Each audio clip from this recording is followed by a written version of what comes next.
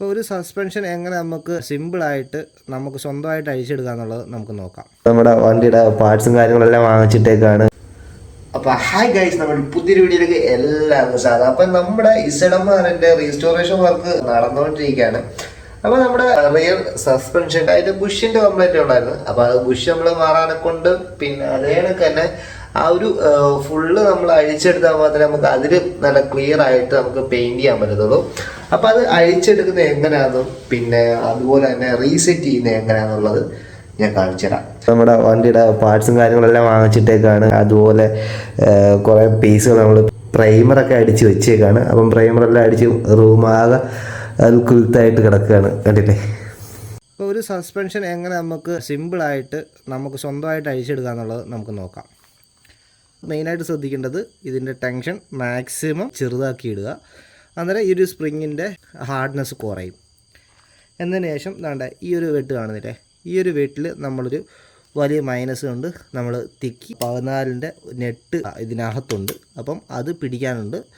അപ്പം 14ൻ്റെ ഒരു സ്പാനറും അതേ കണക്ക് തന്നെ 2 മൈനസാണ് വലുത്. അതിൻ്റെ ആവശ്യം ഇതിന് വരത്തുള്ളൂ. വേണ്ട മൈനസ് എടുത്ത് വേണ്ട ഇവിടെ നമ്മൾ തട്ടി കൊടുക്കുക. നോക്കണം, തട്ടി അതകത്തി അതെ. അതിനുശേഷം അതിനെ ഇങ്ങോട്ട് പിടിച്ച് എടുത്തതിന് ശേഷം വേണ്ട 14ൻ്റെ ഡബിൾ എൻഡ് അകത്തോട്ട് വെറുതെ കയറ്റിയിടുക. ഓക്കെ, ഇപ്പം 14ൻ്റെ ഒരു ഡബിൾ എൻഡ് നമ്മൾ അകത്ത് കയറ്റിയിട്ടിട്ടുണ്ട്. ഇനിയിപ്പം നമ്മൾ ചെയ്യാൻ പോകുന്നതെന്ന് പറഞ്ഞു കഴിഞ്ഞാൽ ഈ ഇതുകൊണ്ട് ഇപ്പം കറക്റ്റ് പിടിച്ചിട്ടുണ്ട്. അങ്ങനെ പിടിച്ചതിന് ശേഷം ഒരു പൈപ്പ്, അതായത് ഈ ചെറിയ സ്പാനർ ആയതുകൊണ്ട് അതിനെ ഹോൾഡ് ചെയ്യാനെ കൊണ്ട് ഒരു പൈപ്പ് കയറ്റിയിടുക.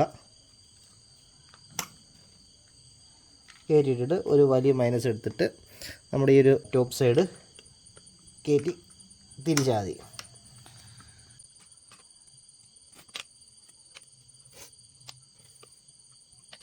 അപ്പം നമ്മൾ ടോപ്പ് കവർ അതിനഴിച്ചെടുത്തിട്ടുണ്ട്, കണ്ടില്ലേ.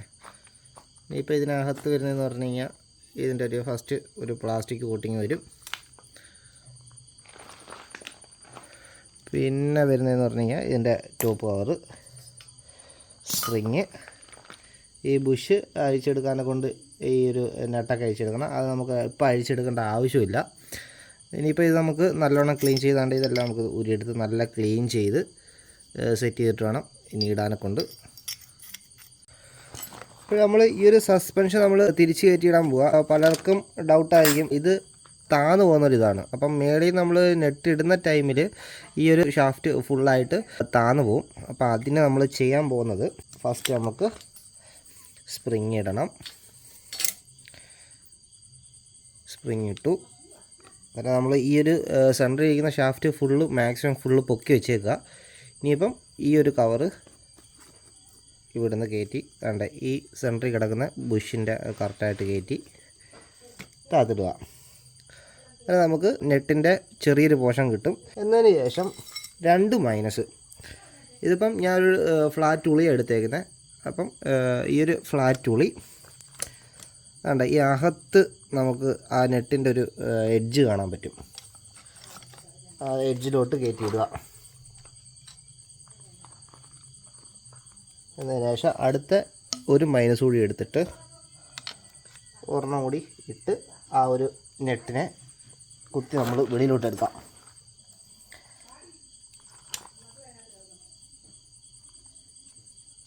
കണ്ടില്ലേ, ഇത്ര പൊങ്ങി വന്നിട്ടുണ്ട്. ഇനിയിപ്പം ഒന്നെങ്കിൽ നമ്മുടെ ഇതാണ് മാറ്റാൻ ഉദ്ദേശിക്കുന്നത് ഇത്, അല്ലെങ്കിൽ ഇതിൻ്റെ റേസ് ആയിട്ടുള്ള ഐറ്റംസ് കിട്ടും, വേറെ വണ്ടികളിലൊക്കെ കിട്ടും. അന്നേരം ഇത് തന്നെ ഇടുന്നെങ്കിൽ ഇത് ഇടാം, അല്ലെങ്കിൽ വേറെ ആണെന്നുണ്ടെങ്കിലും ഈ സെയിം സാധനം നമ്മൾ വേറെ വാങ്ങുക. അന്നേരം നമുക്ക് വണ്ടിയുടെ ഹൈറ്റ് കാര്യങ്ങളെല്ലാം നമുക്ക് കൂട്ടാനും പറ്റും. ബാക്ക് റിയറിൻ്റെ സസ്പെൻഷൻ്റെ കൂട്ടാനും പറ്റും. വേണ്ട ഇതിപ്പം നമ്മൾ ഫുള്ളായിട്ട് എടുത്ത് വെച്ചേക്കുക. ഇത്രയും മുറുക്കി ഇട്ട് പോയതാണ്. ഇനിയിപ്പോൾ അകത്ത് സ്പാനർ ഇട്ട് ആ ഒരു ഇതിൽ പിടിക്കണം. അപ്പം 14ൻ്റെ ഡബിൾ എൻഡ് എടുത്തിട്ടുണ്ട്. അപ്പം ഡബിൾ എൻഡ് എടുത്ത് ഉണ്ട്. അപ്പോൾ അത് ഫുള്ളായിട്ട് കയറി വീണ് വീണ്ടും മൈനസ് കൊണ്ട് നമ്മൾ ഈ ഒരു സൈഡ് തട്ടി കൊടുക്കുക.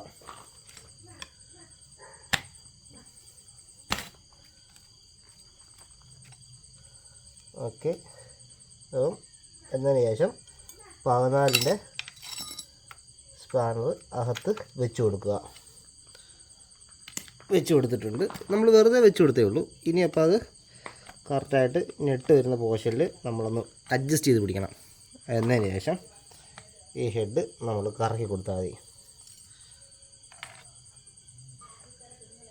മുറുകുന്നതിനനുസരിച്ച് അടിയിലത്തെ നെട്ട് വ്യത്യാസം വരും. അതായത് അതിൻ്റെ പിടുത്തം നമ്മളൊന്ന് അഡ്ജസ്റ്റ് ചെയ്ത്, നമ്മൾ ഇതുകൊണ്ട് പിടിക്കുന്നതൊന്ന് അഡ്ജസ്റ്റ് ചെയ്ത് കൊടുത്താൽ മാത്രമേ ആ കറക്റ്റ് ആ ഒരു നെറ്റിൽ പിടുത്തം കയറത്തുള്ളൂ.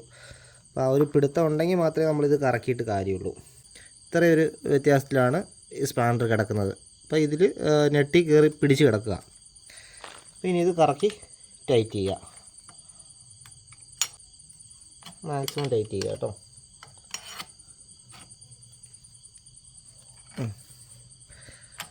ഏകദേശം ടൈറ്റ് ആയിട്ടുണ്ട്. ഇതിപ്പം ഈ ഒരു ചെറിയ സ്പാനർ ആയതുകൊണ്ട് ഇതിട്ട് പിടിക്കാൻ പറ്റത്തില്ല. അപ്പോൾ അതിന് പൈപ്പ് എടുത്തിട്ട് നമ്മൾ സ്പാനറിനകത്ത് കയറ്റിയിടുക. കറക്റ്റായിട്ട് പിടിക്കുക. അത് പിടിച്ചിട്ടുണ്ടോ എന്ന് നോക്കുക. അതുകൊണ്ട് ഈ ഒരു ഭാഗത്ത് കറക്റ്റ് നെറ്റിലാണ്, 14ൻ്റെ ആ ഒരു നെറ്റിൽ തന്നെയാണ് പിടിച്ച് കിടക്കുന്നതെന്ന് നോക്കിയതിന് ശേഷം വലിയ സ്കൂട്ടർ എടുത്തിട്ട് വേണ്ട ഇപ്പം ഫുള്ള് ടൈറ്റായി കഴിഞ്ഞിട്ടുണ്ട്.